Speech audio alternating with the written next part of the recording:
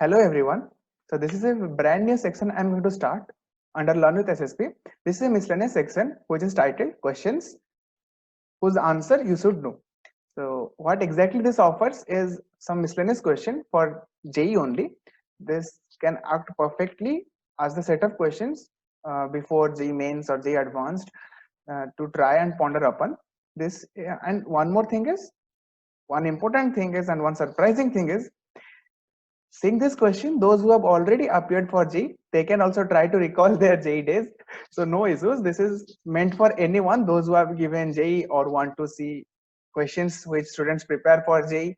So this is miscellaneous question section. So anyone, anytime, not exactly J students, they have given J, they are still going to give J.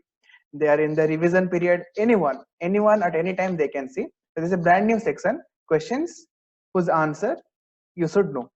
Fine. So this is going to be a fun section. Let's enjoy and start. So all the best. So let us start. So the first question is, let for x belongs to 1 to infinity, and this is fx dx. The bounds are 1 to x is equal to x square plus 1 by 2x whole into fx minus x plus 2x by x square plus 1 and minus ln 2. So then for x belongs to 1 to infinity, closed and open, we have to comment upon certain things. Means we have to check true or false or tick mark, whatever you may guess. So as we proceed ahead, we are going to find which of the options are correct. So you can hit the pause button and try. What I can say is best of luck. So I'm not going to give that time specifically. You can hit the pause and try. Let me go to the answer. So first of all, let us evaluate the function value at 1. So put x equal to 1. What you are going to get is that this LHS is going to be 0, left hand side is going to be 0, and in the right hand side it's going to be value to something. So that is what basically I have done here. If I scroll down, so put x equal to 1, so 0 is left hand side is equal to f of 1 into 1 minus ln 2. This is going to evaluate to, this box is going to evaluate to, I say 1, right? 1 plus 1 by 2, 1, and this box is going to evaluate to simply f of x, because rest of the stuff is going to cancel out, and this ln 2 is going to remain as ln 2, right? So therefore we get f of 1 is equal to ln 2, means this f of x that I had written was f of 1, clear, because I had put x equal to 1. So now for this type of question, use Leibniz rule. So according to Leibniz rule, let us do some simplification first. So x square plus 1 by 2x fx, I'm just multiplying these two boxes and simplifying, because I see 2x by x square plus 1 here, which is going to cancel out and give me 1. So simple multiplication, you are going to get fx dx 1 to x and this right hand side. Now if I simplify it a bit, so what I am going to get using Leibniz rule, this side is going to be giving me fx, that is equal to x square plus 1 by 2x. Differentiate this, product rule, simple. If this differentiation, in the next step I am going to differentiate this. So its differentiation u by v format, v du minus u dv divided by v square. So 2x into 2x minus x square plus 1 whole into 2 divided by 4x square minus x because of this. Rest are constant. Fine. So if I simplify it more, fx, I'm taking it to left hand side, 1 minus 2x square minus 2 by 4x square is equal to x square plus 1 by 2x whole into f dash x minus x. Fine. Simplify it a bit more, fx into 2x square plus 2 by 4x square is equal to x square plus 1 by 2x into f dash x minus x. Fine. And if I multiply this term, means reciprocal of this term, to the LHS and RHS, I'm going to get f dash x minus fx by x. You can multiply these two and check. Fx by x is equal to 2x square by x square plus 1. Now if I remember correctly, then in the options there is one option which comments about, yeah, f dash x minus fx by x. We have to comment for x belongs to real. Here it is x belongs to 1 to infinity, but you have to comment range of gx for x belongs to real is 0 to 2. Let's see. So this is a nice function.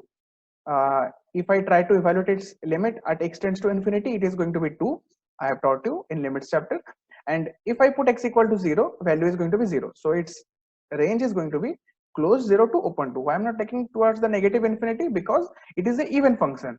So whatever is for x, that is going to be for minus x. So the option A is going to be correct. Now since this is a linear ordinary differential equation, so what I can do? I can simply find the integrating factor and solve it. So I'm jumping here. So integrating factor is e to the power px dx. What is px here? Px is this minus 1 by x. Fine. So simplify it a bit. You are going to get integrating factor as 1 by x. So multiply it to both sides. Means basically we can solve y into integrating factor. So fx into 1 by x is equal to qx. Qx here was 2x square by x square plus 1. So into 1 by x, we are going to get 2x by x square plus 1 into dx. I mean dx, integrating. So this integration is going to evaluate very easily because the denominator is, we can clearly see it is z. This denominator, let's assume it as z, this z. So numerator is going to be dz. So this is dz by z integration. Simple, ln of z. So ln of x square plus 1 plus c. I hope this is clear till now. So now we have got to a point, fx by x is equal to ln x square plus 1 plus c. Now the next step, we have to evaluate c, but we know the value of the function at x equal to 1. That gives us the boost. So now x equal to 1, f of 1 by 1 is equal to ln 2 plus c. But we know f of 1 is equal to ln 2, we have evaluated, so c is basically going to be 0, and this gives us fx is equal to x whole into ln x square plus 1. Clear? Now let's move down and let us try to evaluate the second option, means option B. It was trying to find the limit x tends to 2, fx by x, greatest integer of fx by x. So as x tends to 2, fx by x is going to be ln 5. Simple, put the value, get the answer. Ln 5 and box, that is going to be equal to 1. And as I go down, so this is going to be f dash x minus fx. Why I'm doing this? Because the last two options, you see they're letting something to f dash x minus fx is greater than 0 or less than 0 for all x greater than alpha, and alpha belongs to 1 to infinity. They want to say that there exists a point or a real alpha between 1 to infinity, such that if I take any x which is greater than that point, I'm going to find the value of this thing. Let us say this is hx. Hx is greater than 0 or less than 0 for all such x greater than alpha. Fine. So what we should do? We should find hx only. Hx is equal to f dash x minus fx. Clear? Find f dash x minus subtract fx. You are going to get this thing. Simple calculation. Now what you should do? Try to find the value of hx at 1 plus. So 1 plus you are going to get, it is greater than 0. This thing is going to be greater than 0. Why is this so? Because this is going to be equal to 1. And this 1 minus x is going to be a very small quantity, but negative, into ln of 2. So this evaluate is ln of 2 into some quantity which is tending to, let's say, 0 minus. I don't want to write 0.000, all those stuff. So 0 minus. So what this is finally going to be? This is going to be greater than 0. And if I tend to positive infinity, I'm going to get this is negative number, because negative means negative infinity, you can clearly see. Fine. So we can say that there lies an alpha such that this hx is going to be less than 0 for all the values of x which are going to be greater than alpha. Fine. So what we get is basically options A, B and D as correct. Fine. Enjoyed? Let us move to the next question. The first question was involving concepts of one is important Leibniz rule. Next is solving differential equations, and also limits, and let's say some functions, finding values of functions. The next question is related to vectors and volumes of tetrahedron, parallelepiped, three-dimensional coordinate geometry. So the question is, as it says, the volume of tetrahedron DABC is 1 by 6. Also, ACB angle is equal to 45 degree, and AD plus BC plus AC by root 2 is equal to 3. Then we have to do some evaluation. Fine. You can hit the pause button. Best of luck and try to find the answer. I'm not going to stop for you. Let me move on. So this is the diagram of the tetrahedron. At least that is what best I can do. So D, ACB are given here. Now, so let us invoke AM is greater than equal to GM. So AD plus BC plus AC by root 2 by 3 is greater than equal to AD into BC into AC by root 2 whole to the power 1 by 3. So the max, and this stuff is given as 3, correct? So this max of this thing is going to be 1. Simple mathematics. Let us move down. Now, what is the volume of this tetrahedron? The volume of tetrahedron is 1/6 of the volume of the parallelepiped, which has been formed with the coterminous edges of AD, AB, and AC. Let me repeat. The volume of this tetrahedron is 1/6 of the volume of the parallelepiped formed with AD, AB, AC as the 3 coterminous edges. Simple theory of 3-dimensional coordinate geometry. Now this is given to be 1/6. Simply cancel out. So what we are getting is the volume of the parallelepiped formed by the coterminous edges AD, AB, and AC is equal to 1. This is what this means, correct? Let me scroll down a bit. So how to do this thing? This is basically, let us say there is a parallelepiped. I'm drawing cuboid, I guess. Yeah, this is a cuboid, let's say. Yeah, so this is A, this is D, this point is, let's say, B, this point is C, and this point is, let's say, E. So what we are being given or told is that the volume of this parallelepiped with AD, AB, and AC as 3 coterminous edges is going to be 1.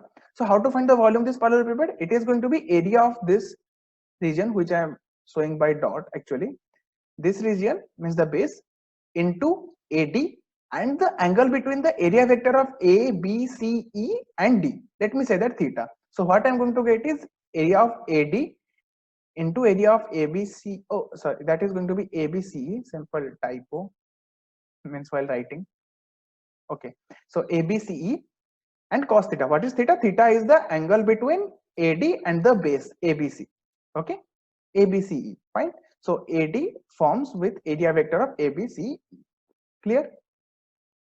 Now, what is the area of ABC? It is going to be mod of AB cross AC, or we can say how to find. This is going to be twice the, let me divide it. The area of ABC means twice of the area of ABC triangle vectorally. Means if you try to find vector wise.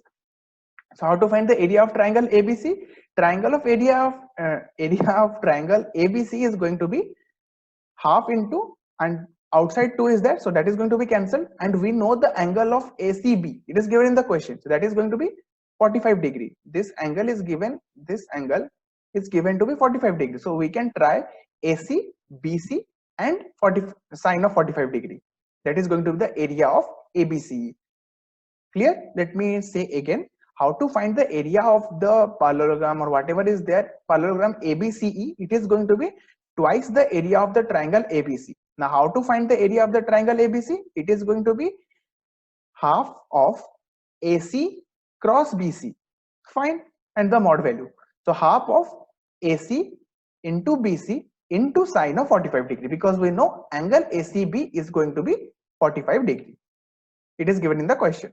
So what we get, AD BC AC by root 2 into cos theta is equal to 1. Fine. And since we know from AMGM inequality, this multiplication value is, maximum value is 1. The right hand side is going to be 1.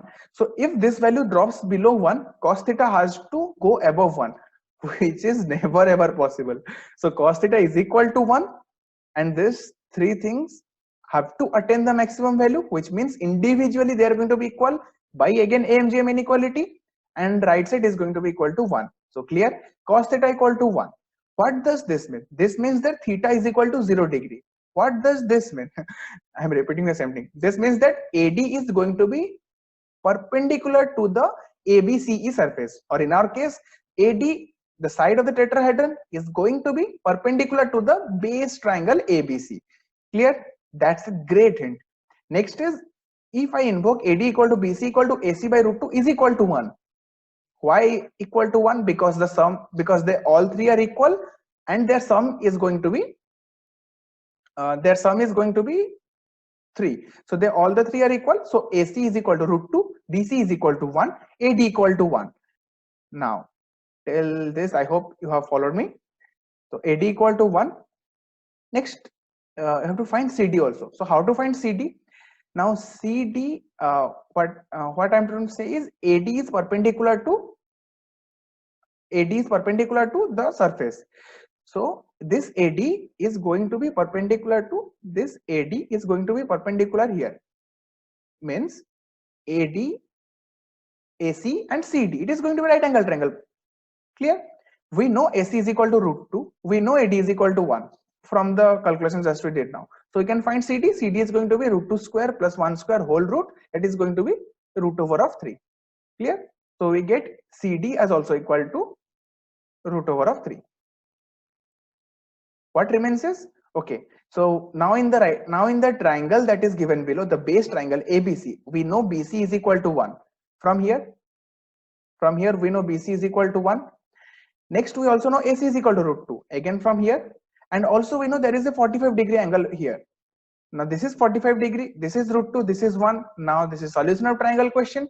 You can easily do that. So AB is going to be equal to 1 and this angle is going to be equal to 90 degrees. So we get ABC is equal to 90 degrees. So the correct answers are all of this: CD equal to root 3, AC equal to root 2, AD equal to 1, ABC is equal to 90 degrees. So ABCD all are correct. Now this question involved some good stuff, what I can say. So it involved 3-dimensional coordinate geometry, vectors, and some trigonometry, very basic trigonometry, and also solution of triangle, though very basic, but it involved all those things. This is a nice question. Let us move ahead. This is the third question, and I guess the last question for this session. So question 3 is, let two curves y equal to fx with f of 0 equal to 1 and gx is ft dt integration from minus infinity to x with g of 0 is equal to 4 are such that their tangents at the points with equal abscissa, means at points whose x coordinate is going to be equal, intersects on x axis. Means let's say this is fx, let's say this is gx, and this is something. So if I draw here, means this is the point with same x, just a bit, diagram is not correct. Okay, let's say this, and let's say this is some other thing. This is, let's say f, this is, let's say g. I don't know, I'm just drawing schematically. So let's say I'm taking this point. So what he is saying that this tangent and this tangent, they are going to meet at x-axis. So here they are not meeting actually. If I draw the diagram perfectly, let's say here and here, let's say. So this is the point I'm saying. If I draw tangent here and the tangent here, yeah, so this is where they are meeting, this point.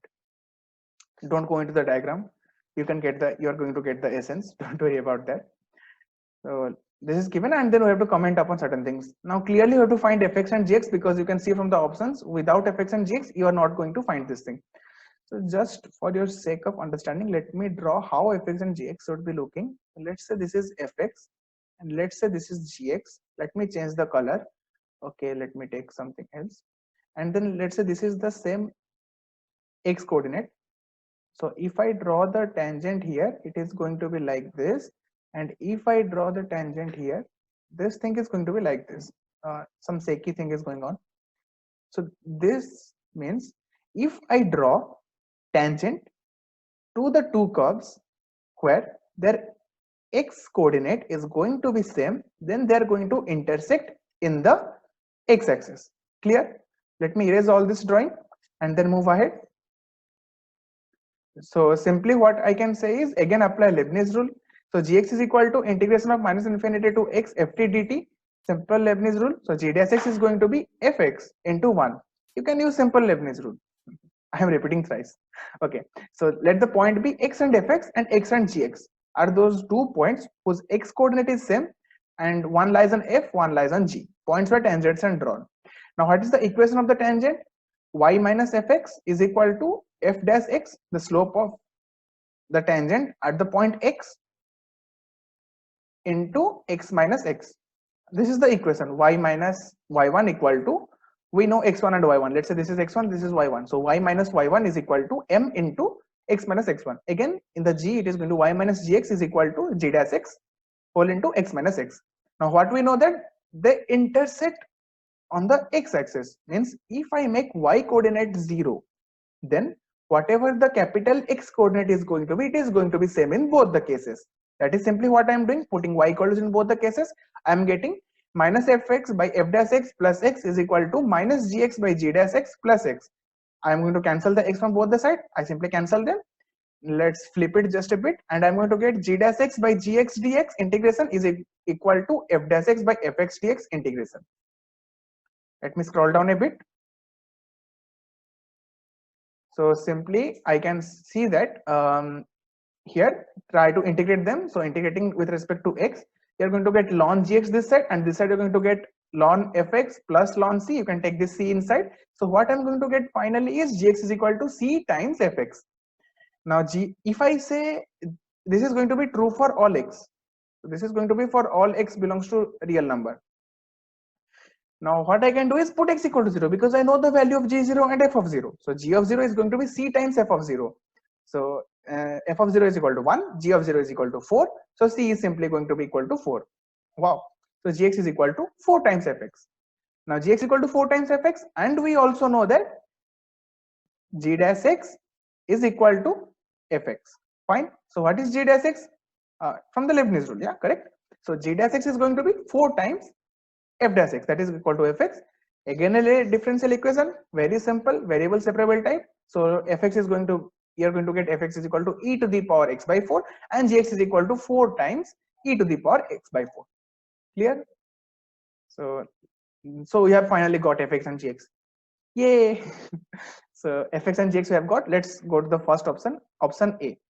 What does option A is asking? Yeah, so it is asking a horrific integral thing. So x square plus 4 by 4 plus 4 times e to the power x plus 4. This is basically g of x. We have just evaluated. What I have to do is evaluate this definite integral minus 1 to 1. Okay, so this is going to be less than equal to x square plus 4 by 4 plus 4 e to the power minus 1 by 4 dx. What I'm doing is this is I'm just bounding. Instead of evaluating, let me try to find the upper bound. If I find the upper bound is itself less than whatever the desired result is, then I can say the option is wrong. Simple trick. So this is going to be less than equal to this x square plus 4 by 4 plus 4 e to the power minus 1 by 4 dx minus 1 to 1. That is equal to why I am taking e to the power minus 1 by 4? Yeah, that is a good question. Because from minus 1 to 1, this value is going to vary from e to the power minus 1 by 4 to e to the power 1 by 4. So let me make the numerator as small as possible. How is that possible? If I put x equal to minus 1. So 4 plus 4 e to the power minus 1 by 4. I am just taking that out, noises, because that's a constant. So x square plus 4, and if I do this integration, it is going to be 13 by 3 into 2, because twice of 0 to 1, because this is an even function. So 13 by 3 into 2, simple. And then I'm going to get, simplifying this thing, 13 by 6 into 1 by 1 plus e to the power minus 1 by 4. Now I can clearly say this thing is going to be less than equal to 13 by 3. Fine. And hence this value is, this is not less than equal, this is strictly less than. Okay, so strictly less than. So this required thing, x square plus 4 by 4 plus 4 gx integration minus 1 to 1 dx is strictly less than 13 by 3. So it can never be 13 by 3. Therefore option is going to be wrong. Let me move ahead. The next is, what is the area between some boundaries are given, y-axis and x equal to 1, and gx and fx. So simple, gx minus fx integration. Okay, I have forgotten dx. In hurry, you can do that. Okay, so gx minus fx is going to be 3 e to the power x by 4. Simple integration, definite integration, 3 into 4 e power 1 by 4 minus 1. You are going to get 12 into e to the power 1 by 4 minus 1. The next is fx minus gx is decreasing in minus 1 to 1. What is fx? What is gx? You know, subtract them, minus 3 e to the power x by 4, and it is definitely decreasing in minus 1 to 1. You can see and say, even if you don't want to do its derivative, if you find the derivative, it is going to be negative, and hence it is decreasing in minus 1 to 1. Fine. And there remains one more option, the option D. It is trying to comment about f of fractional part of x by 2. So this is simple, e to the power x by 2 fractional part by 4, and this is going to be 1 to e to the power 1 by 4. Simple, because this fractional part can vary from close 0 to open 1. When tending to open 1, it is going to be e to the power 1 by 4. So open that side and then close on the one side. So I guess this is all. So you can clearly say that the answer is going to be B and C. No doubt in that. This is the last question of this session. Hope you have enjoyed this. I guess the next set of questions are coming in. Till that time, enjoy these questions, and do not forget to like, share, and subscribe these videos to all your friends. Bye bye.